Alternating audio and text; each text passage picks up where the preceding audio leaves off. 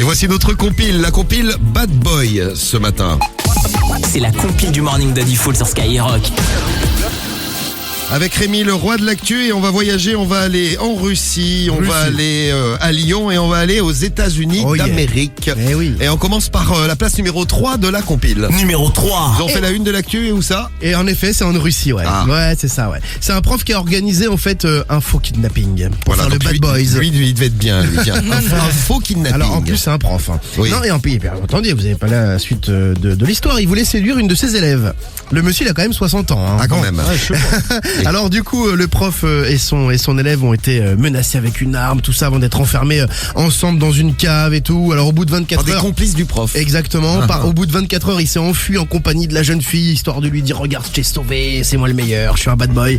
Bon, tout s'est pas vraiment passé comme prévu, parce qu'après, il s'est fait griller, s'est fait arrêter par la police. Aïe.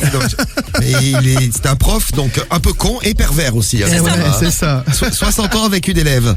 Bon, il est plus prof. Il est plus prof, il est en prison. Ah, il est en prison. Ouais. Bah, écoutez, au moins les élèves sont tranquilles.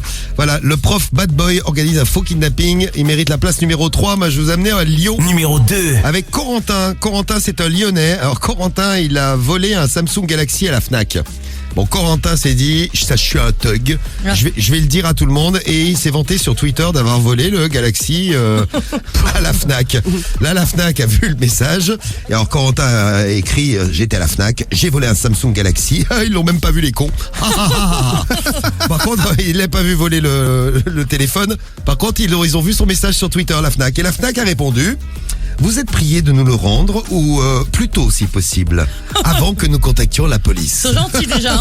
Voilà, donc il a eu son petit téléphone, mais que quelques jours, Corentin, juste avant la police. Alors, on vous parle de thug à 2 balles, et donc ils sont thug à 2 balles. Ils font la une de l'actu, et ils sont américains. Numéro 1. Ah ouais, alors eux, ils sont vraiment les rois. Aujourd'hui, y a pas à dire. Des étudiants, tranquilles, ils sont là, ils sont en train de galérer sur le campus, et ils sont un petit peu en chien d'argent. Donc ils se disent, bon bah allez, on va faire un petit braquage, on va aller chercher de l'argent dans un magasin, là où il y en a. Pourquoi pas. Alors ils commencent un petit peu à se préparer, ils se déguisent, ils se masquent, ils gonflent les muscles, ils arrivent menaçants au niveau du petit small market.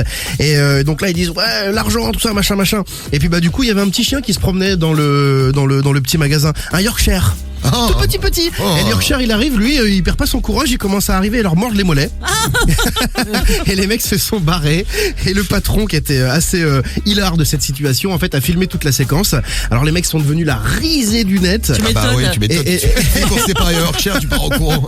Et le commerçant, bonne patte quand même, hein, grâce à son chien, il a dit, bon allez, vas-y, ils sont tellement nuls que je retire ma plainte. Voilà, carrément. Ça, c'est Sympa. l'humiliation totale. Ils iront même pas au Ils iront même tribunal. pas au tribunal. Ça, pour les thugs, c'est terrible.